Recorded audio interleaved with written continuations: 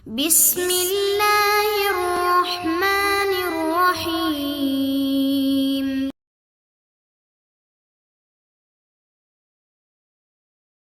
Kita lanjutkan hadis berikutnya. Ini juga masih fadilah kurban Idul Adha. Hadis yang ke-17, al-haditsus sabi' asyar. Ruwiya, diriwayatkan, an Abi Hirrin radhiyallahu anhu qala qala Rasulullah sallallahu alaihi wasallam, istafrihu, pilihlah yang mulia atau carilah yang mulia, duhayakum, untuk kurban Idul Adha kalian. Fa innaha, karena sesungguhnya dia itu, matayakum, akan menjadi tunggangan-tunggangan kalian, ala sirati, di atas jembatan, maksudnya jembatan di atas neraka jahanam. Hadis diriwayatkan oleh Dailami, dan di dalam sanadnya ada rawi bernama Yahya bin Abdillah, sama dengan hadis sebelumnya tadi ya. Makna istafrihu, makna dari kata-kata istafrihu itu istakrimu, carilah yang mulia ya, carilah yang utama, yang gemuk, yang mahal. Wal matiyah, adapun mataya jamak dari matiyah itu adalah an-naqah, sapi unta betina, yurkabu, yang ditunggangi, mataha ai maksudnya dhahruha ya, punggungnya.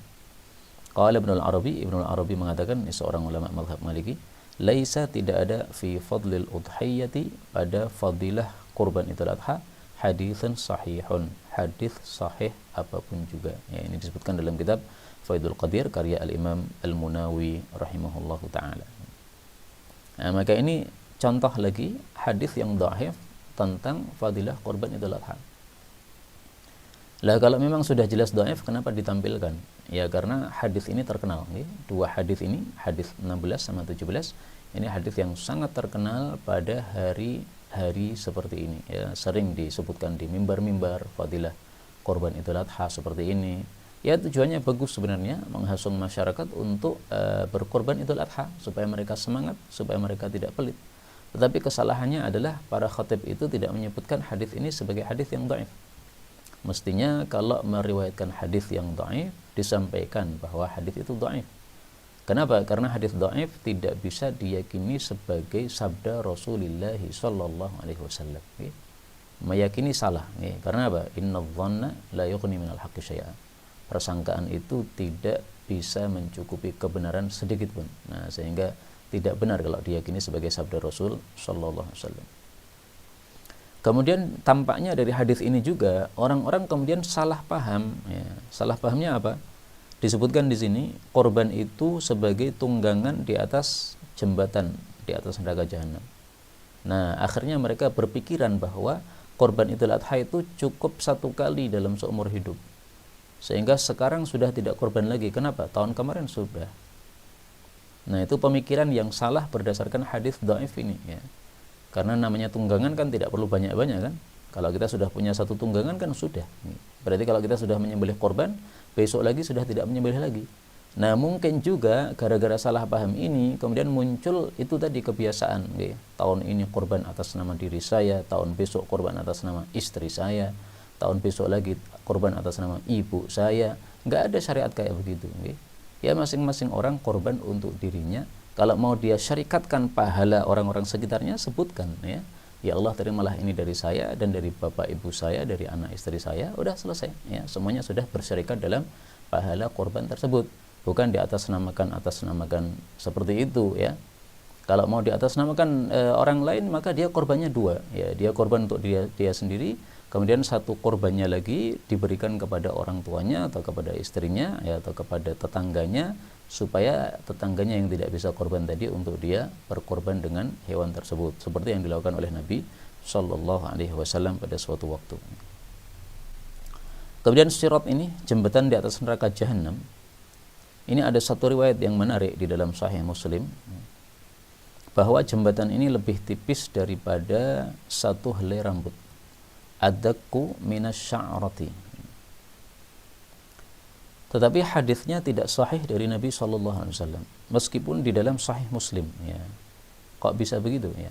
Karena dalam Sahih Muslim tidak disebutkan sebagai sabda Nabi SAW, tetapi hanya qala Abu Sa'id, berkata Abu Sa'id, sahabat Nabi SAW, balaghani, telah sampai berita kepada saya, annal jisra, bahwasanya jembatan, ini nama lain dari sirat, adaqqu minasya'rah, lebih tipis daripada satu rambut, wa ahaddu minas saif, dan lebih tajam daripada pedang, ya.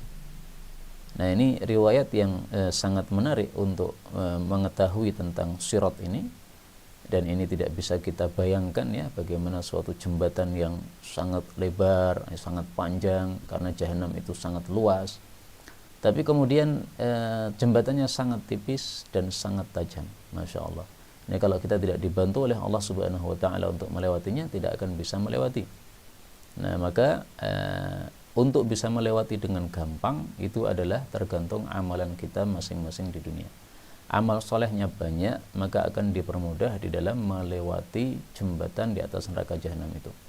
Karena itu saya menghasung kepada diri saya sendiri, juga kepada semuanya, mari kita perbanyak amal soleh, terutama sekarang ini masih pada 10 hari di mana amal-amal soleh dilipat gandakan semuanya oleh Allah Subhanahu wa Ta'ala. Karena dalam 1 tahun, amalan yang paling mulia, hari-hari yang paling mulia adalah 10 hari awal Dzul Hijjah, berdasarkan hadis Nabi yang sahih yang insya Allah nanti akan kita baca juga. Nah, riwayat tentang sirat ini bukan sabda Nabi SAW, tapi saya temukan juga di dalam Musnad Ahmad sebagai sabda Nabi. Saya temukan juga di dalam Syu'abul Iman sebagai sabda Nabi, tetapi riwayatnya dhaif, ya. Riwayatnya apa? Dhaif.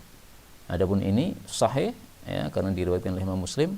Hanya saja bukan sabda Nabi, karena dikatakan balaghon, ya, telah sampai kepada saya. Sampai dari mana? Sumbernya dari mana? Enggak jelas nih. Maka ini bukan satu hadis yang bisa dipertanggungjawabkan.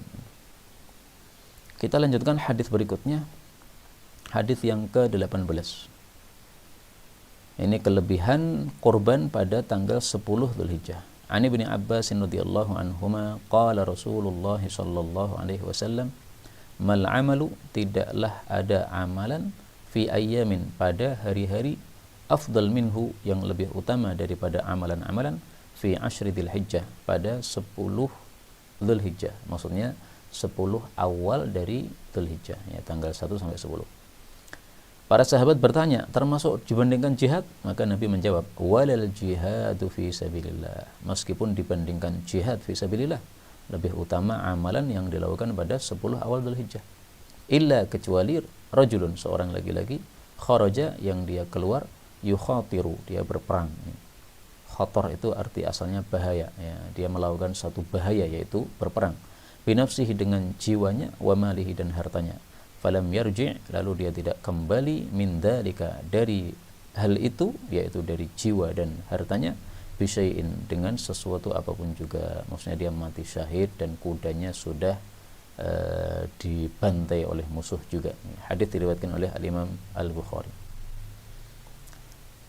Nah, hadis ini memahamkan kepada kita bahwa lebih baik kurban Idul Adha itu dilakukan pada tanggal 10 Dzulhijjah, bukan tanggal 11, bukan tanggal 12, bukan tanggal 13. Meskipun kurban Idul Adha sah pada 4 hari ini, ya, menurut pendapat apa? Yang terkenal. Kalau mazhab Hambali mengatakan kurban Idul Adha 3 hari saja, 10, 11, 12. Tapi kalau mazhab Syafi'i 4 hari, sebagaimana nanti hadisnya akan kita tampilkan juga insyaallah taala.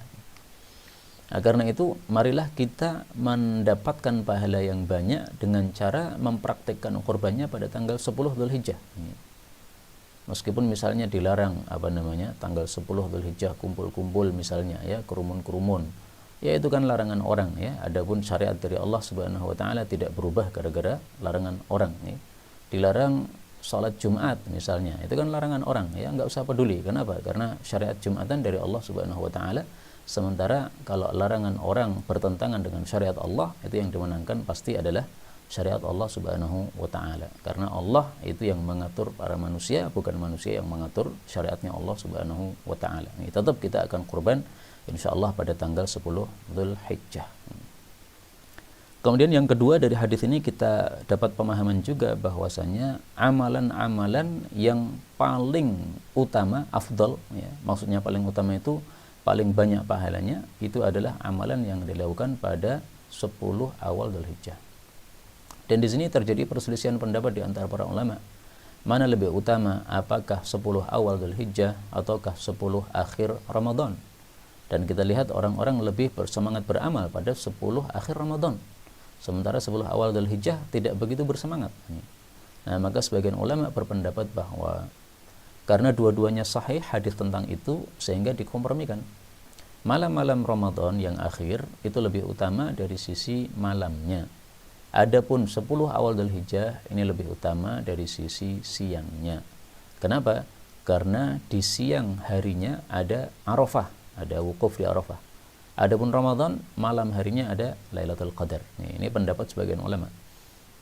Adapun yang ditarjih oleh Ibnul Qayyim, yang saya tahu beliau mengatakan bahwa 10 awal Dzulhijjah ini lebih utama daripada 10 akhir Ramadan, bahkan dari semua hari yang lain secara mutlak, baik itu siang maupun malam. Kenapa?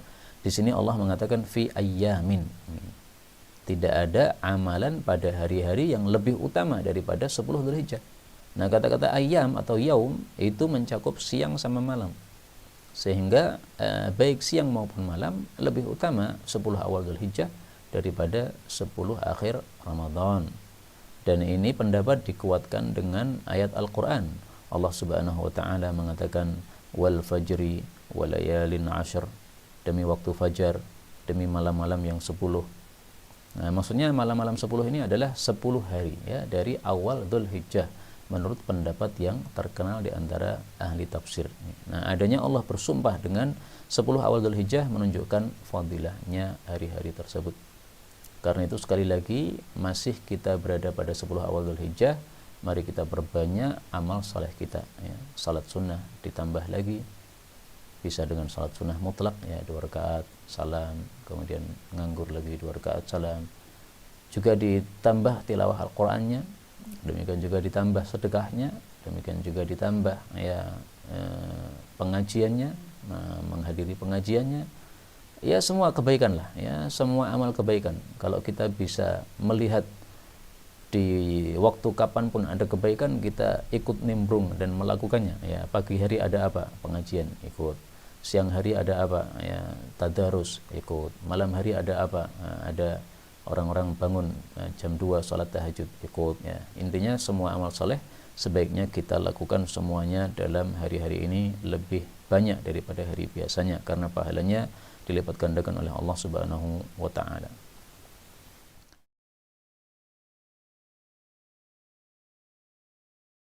تقبل منا إنك أنت السميع العليم وتب علينا إنك أنت التواب الرحيم.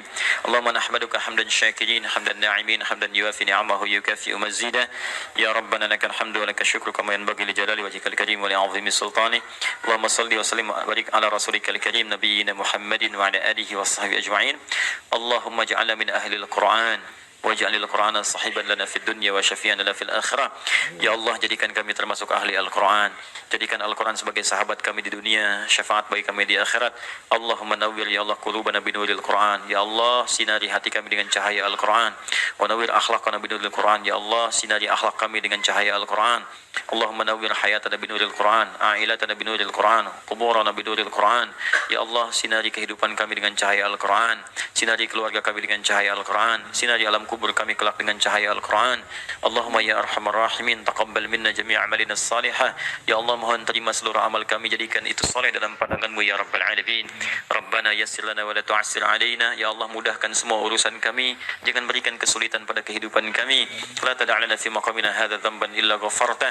Jika ada pendosa hadir di ta'lim ini, jangan biarkan dia meninggalkan tempat ini ya Allah, kecuali Engkau telah ampuni segala dosanya. Wala hamman illa farajtah. Jika ada yang tengah gelisah, jangan biarkan dia meninggalkan majlis ini kecuali Engkau telah tenangkan keadaan hatinya. Allahumma wala maridan illa syafaitah. Jangan ada ya Allah orang sakit di tempat ini kecuali Engkau sembuhkan penyakitnya. Allahumma ya Allah, Allahumma ya Allah, Rabbana atina fid dunya hasanah wa fil akhirati hasanah wa qina adzabannar. Bifadlika subhana rabbika rabbil izzati amma yasifun. والسلام على المرسلين وآخر دعوانا سبحانك اللهم وبحمدك أشهد أن لا إله إلا أنت نستغفرك ونتوب إليك والحمد لله رب العالمين ثم السلام عليكم ورحمة الله وبركاته.